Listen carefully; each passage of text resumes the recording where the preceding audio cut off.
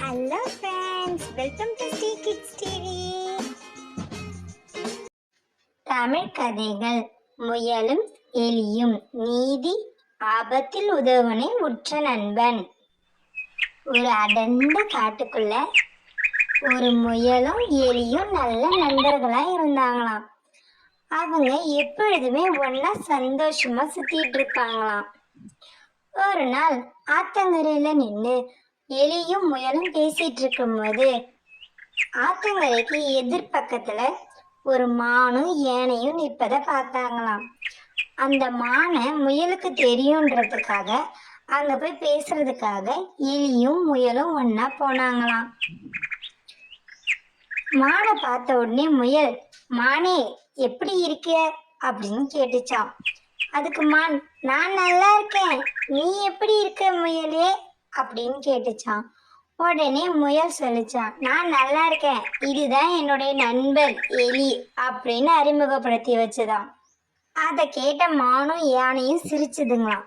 சிரிச்சுட்டு மான் சொல்லிச்சான், இதோ பாரு யானை, இதுதான் என்னுடைய நண்பன், இந்த காட்டிலே பெரிய விலங்கும் இதுதான் அப்படின்னு சொல்லிச்சான். அதை கேட்ட முயலுக்கு ரொம்ப பொறாமை ஆயிடுச்சான். தன் நண்பன் சின்னதாகவும் யானை இவ்வளோ பெருசாகவும் இருக்கே அப்படின்னு நினைச்சுதான். அதுக்கப்புறம் யானை மட்டும் தனக்கு நண்பனா இருந்தா இந்த காட்டுல தன்னை யாராலையும் தாக்க முடியாதுன்னு சொல்லிட்டு ரொம்ப சந்தோஷப்பட்டுச்சான். அதனால யானையை தன் நண்பனா ஆக்கிக்கணும்னு முயல் ஆசைப்பட்டுதான். மறுநாள் காலை விடிந்ததான். அப்ப எலி முயலை கூப்பிட்டுட்டு சுத்தி பார்க்கலாம்னு நினைச்சான். ஆனா முயல் தனக்கு வேற வேலை இருக்குதுன்னு சொல்லிட்டு மான் கொடியும் யானை கொடியும் சேர்ந்து காட்டை சுத்தி பார்த்துதான். அவங்க ரொம்ப சந்தோஷமா 3 பேரும் பேசிக்கிட்டே எங்க பார்த்தாலும் சுத்தி பார்த்துட்டு இருந்தாங்களாம். சுத்தி பார்த்துட்டு இருக்கும் போது சட்டுன்னு முயல் ஒரு வலையில மாட்டிக்கிச்சான். அதை பார்த்து யானையும் மானும் அங்கிருந்து ஓடிட்டாங்களாம். என்ன செய்யறதுன்னு தெரியாத முயல் தவிச்சுக்கிட்டு யாருன்னா காப்பாத்துங்க காப்பாத்துங்கன்னு கத்துச்சான். அந்த குரலை கேட்ட எலி, ஐயோ நம்ம நண்பன் கத்துறானேன்னு அங்கிருந்து ஓடி வந்துதான். ஓடி வந்து முயல் கிட்ட நின்ன எலி, நீ கவலைப்படாத முயலே, நான் உன்னை காப்பாத்துறேன் அப்படின்னு சொல்லிச்சான். அதுக்கப்புறம் எலி வலை மேல ஏறி கடிச்சு துப்பி முயலை அங்கிருந்து வெளியில கொண்டு வந்துதான்.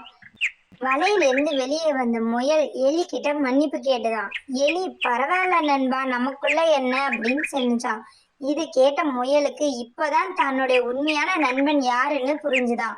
அதுக்கப்புறம் மறுபடியும் எலியும் முயலும் ஒன்னா சந்தோஷமா காட்டையே சுத்தி வந்துட்டு இருந்தாங்களாம்.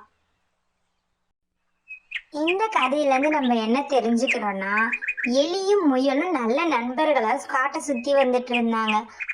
ஆனையும் யானையும் பார்த்த முயல் தன் நண்பனான எலியை விட அவங்க பலசாலியா இருக்கிறதுனால அவங்க கூட நட்பு வச்சுக்கிறதுக்காக எலியை தவிர்த்துட்டு அவங்க கூட சுத்திச்சான். முயலுக்கு ஒரு ஆபத்து வந்தவொடனே யானையும் மானும் அதை விட்டு அங்கிருந்து ஓடி விட்டாங்களாம். ஆனா அதோட உயிர் நண்பனான எலி அவரை காப்பாத்துச்சான். அப்பதான் அதோட தன் உற்ற நண்பன் யார் என்று தெரிந்துதான். இதுக்குதான் பெரியவங்க சொல்வாங்க, ஆபத்தில் உதவுவனே உற்ற நண்பன்.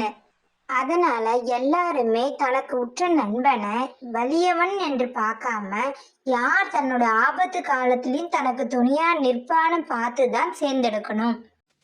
Thanks for watching our channel. Like, share and subscribe us.